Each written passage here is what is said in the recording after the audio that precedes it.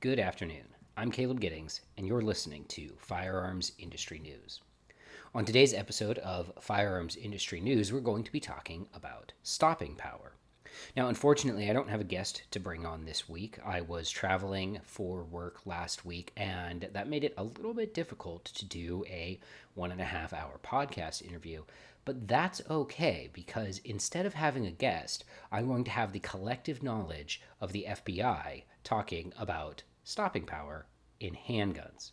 That's right, on today's episode, I'm going to read out loud the entire FBI white paper that came out in 2014 that was the driving force behind them switching back to 9mm away from 40 Smith & Wesson.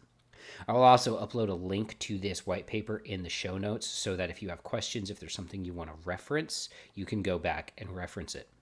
And the reason we want to do that is somehow, still to this day, there's so many myths and misconceptions about handgun stopping power and handgun terminal ballistics that the best way to put those to rest is to read the research that was done by one of the very few law enforcement agencies that actually has the ability to perform research on this scale.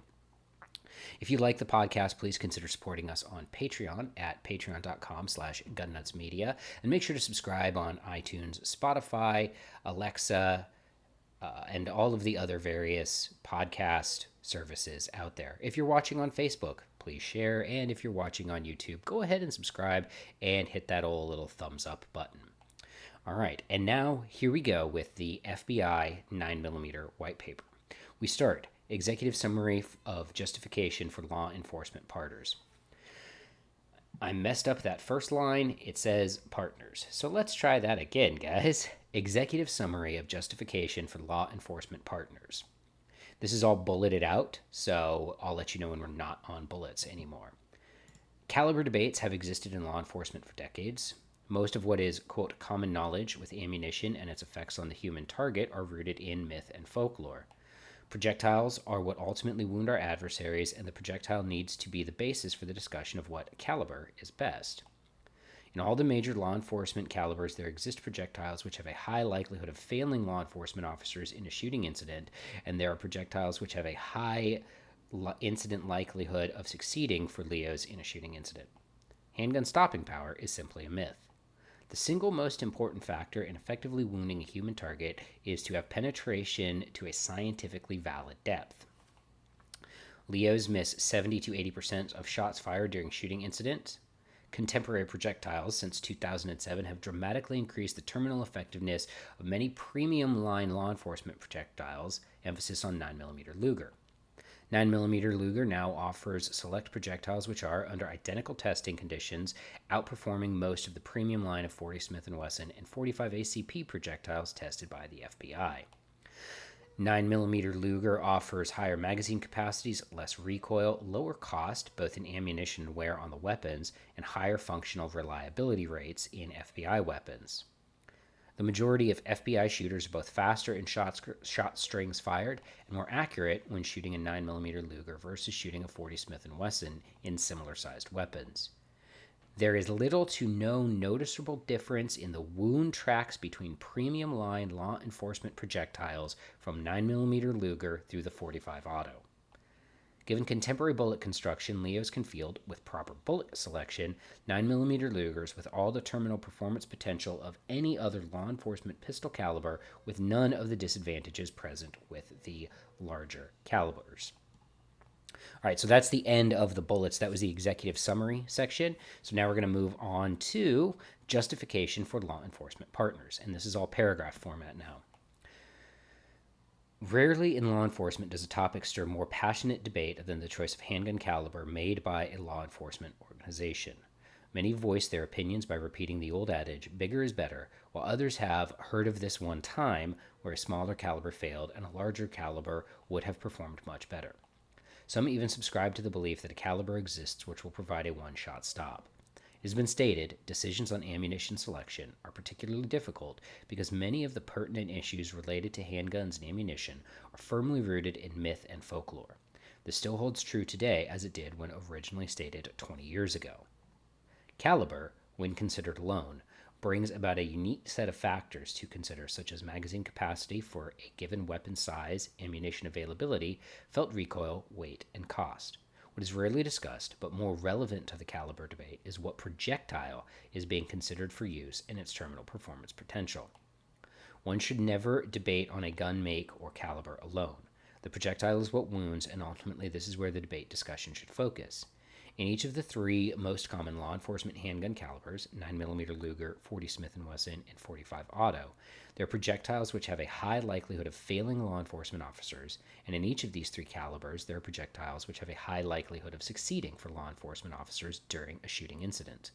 The choice of a service projectile must undergo intense scrutiny and scientific evaluation in order to select the best available option. Next section is titled Understanding Handgun Caliber Terminal Ballistic Realities, and we continue. Many so-called studies have been performed and many analyses of statistical data have been undertaken regarding this issue.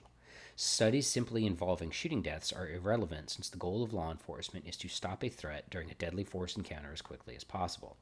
Whether or not death occurs is of no consequence as long as the threat of death or serious injury to law enforcement personnel and innocent third parties is eliminated. Quote, the concept of immediate incapacitation is the only goal of any law enforcement shooting and is the underlying rationale for decisions regarding weapons, ammunitions, calibers, and training, end quote. Studies of stopping power are irrelevant because no one has been able to define how much power, force, or kinetic energy in and of itself is required to effectively stop a violent and determined adversary quickly, and even the largest of handgun calibers are not capable of delivering such force. For emphasis, handgun stopping power is simply a myth. Studies of so-called one-shot stops being used as a tool to define the effectiveness of one handgun cartridge as opposed to another are irrelevant due to the inability to account for physiological influences and psychological influences and due to the lack of reporting specific shot placement. In short, extensive studies have been done over the years to prove a certain cartridge is better than another by using grossly flawed methodology and or bias as a precursor to manipulating statistics. In order to have a meaningful understanding of handgun terminal ballistics, one must only deal with the facts that are not in dispute within the medical community, i.e. medical realities, and those which are also generally accepted within law enforcement, i.e. tactical realities. Next section is titled Medical Realities. And we continue.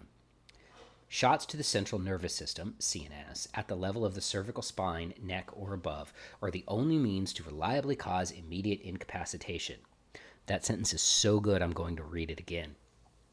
Shots to the central nervous system at the level of the cervical spine, neck, or above are the only means to reliably cause immediate incapacitation. In this case, any of the calibers commonly used in law enforcement, regardless of expansion, would suffice for obvious reason.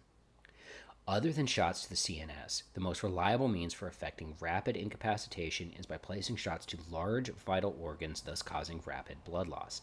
Simply stated, shot placement is the most critical component to achieving either method of incapacitation. Wounding factors between rifle and handgun projectiles differ greatly due to the dramatic differences in velocity, which will be discussed in more detail herein. The wounding factors, in order of importance, are as follows. A. Penetration. A projectile must penetrate deeply enough into the body to reach the large vital organs, namely heart, lungs, aorta, vena cava, and to a lesser extent liver and spleen, in order to cause rapid blood loss.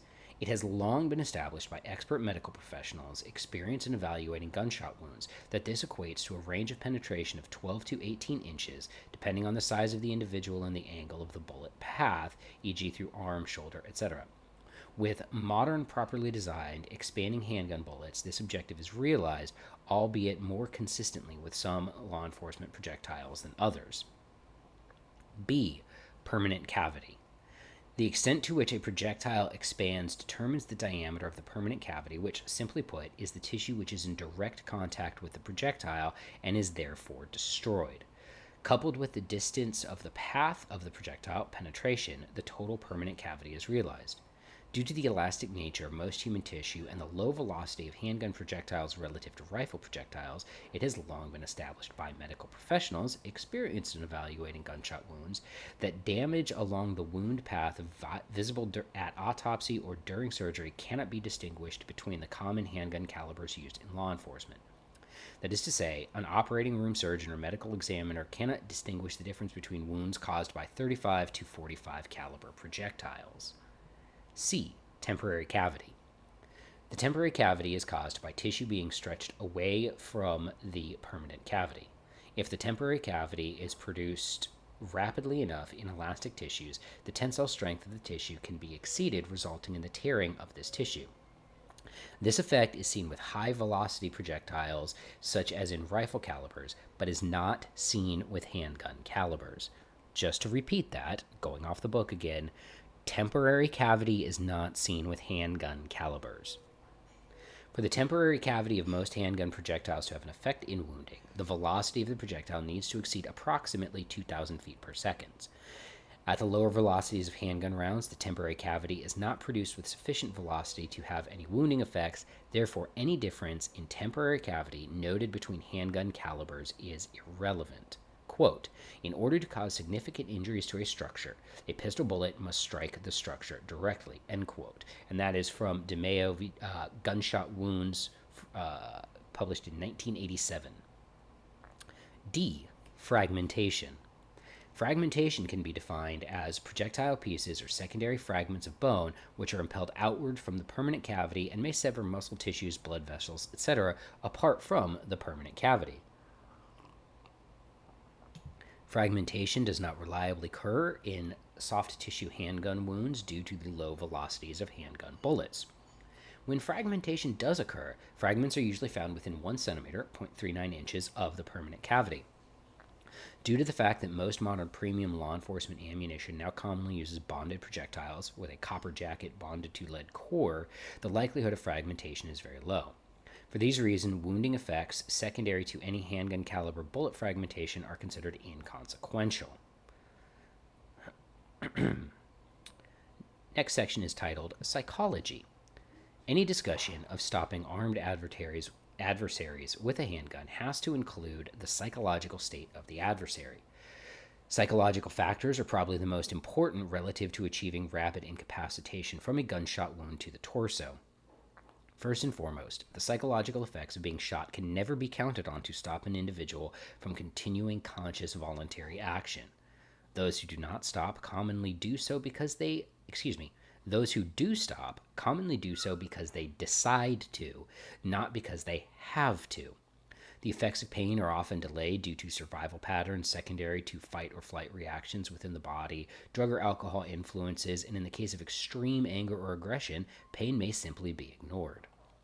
Those subjects who decide to stop immediately after being shot in the torso do so commonly because they know they have been shot and they are afraid of injury or death, regardless of caliber, velocity, or bullet design. It should be noted that psychological factors can be a leading cause of incapacitation failures, and as such, proper shot placement, adequate penetration, and multiple shots on target cannot be overemphasized. Next section is called Tactical Realities. Shot placement is paramount, and law enforcement officers on average strike an adversary with only 20 to 30% of the shots fired during a shooting incident. Given the reality that shot placement is paramount and difficult to achieve given the myriad of variables present in a deadly force encounter, in obtaining effective incapacitation, the caliber used must maximize the likelihood of hitting vital organs. Typical law enforcement shootings result in 1 or 2 solid torso hits on the adversary. This requires that any projectile which strikes the torso has as high a possibility as possible of penetrating deeply enough to disrupt a vital organ. The Ballistic Research Facility has conducted a test which compares similar-sized Glock pistols in both 40 Smith & Wesson and 9mm calibers to determine if more accurate and faster hits are achievable with one versus the other. To date, the majority of the study participants have shot more quickly and more accurately with 9mm caliber Glock pistols. The 9mm provides struggling shooters the best chance of success while improving speed and accuracy of the most skilled shooters. Finally, we reach conclusion. While some law enforcement agencies have transitioned to larger calibers from the 9mm Luger in recent years, they do so at the expense of reduced magazine capacity, more felt recoil, and given adequate projectile selection, no discernible increase in terminal performance. Other law enforcement organizations seem to be making the move back to 9mm Luger, taking advantage of the new technologies which are being applied to 9mm projectiles.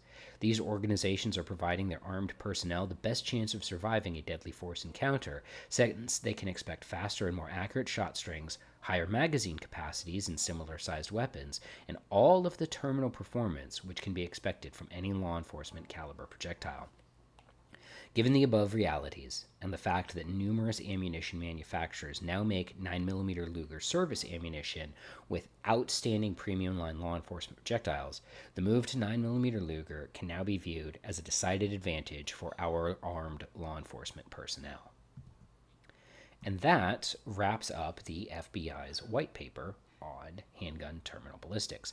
There are some sources that it cites in here, and if you want access to the document, as I said, I will upload that to my server. You'll be able to download the PDF and read it for yourself. The reason we talk about this, the reason why this is important, is I have long and really always believed that there is no substitute for data.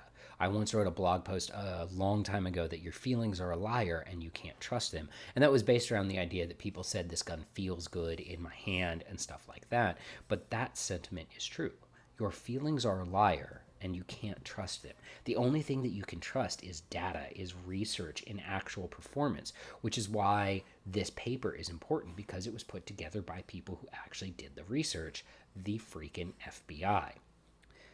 And this is why things like training are important and competition is important, because it gives you data, it gives you information, right? You can think you're a good shooter, and then you can step out on the range and discover that when even the teeniest amount of pressure gets applied to you because you're at a match and your friends are watching, you fall apart. You can think you're good at hand-to-hand combat, and you take Craig Douglas's ECQC course and you get shot in the face with your own gun because somebody who's a white belt in jiu-jitsu took it away from you. That'll get you right there. That's data, and that's information. And I hope you guys have gotten some valuable information from this episode of Firearms Industry News, where I've read the FBI's white paper. And we'll be back next week with an interview. And I'm not going to say who we're going to interview, because I don't know yet, but I'm going to go find somebody to talk to. Make sure, again, you subscribe on YouTube, hit that old thumbs up button. Watch, if you're watching on Facebook, share this with your friends. And if you're subscribed on iTunes and Spotify and all of those, I really appreciate you guys. Leave those 5-star reviews for us, and we'll keep this bad boy going. I'm Caleb Giddings, and I'll be back next week with another episode of Firearms Industry News.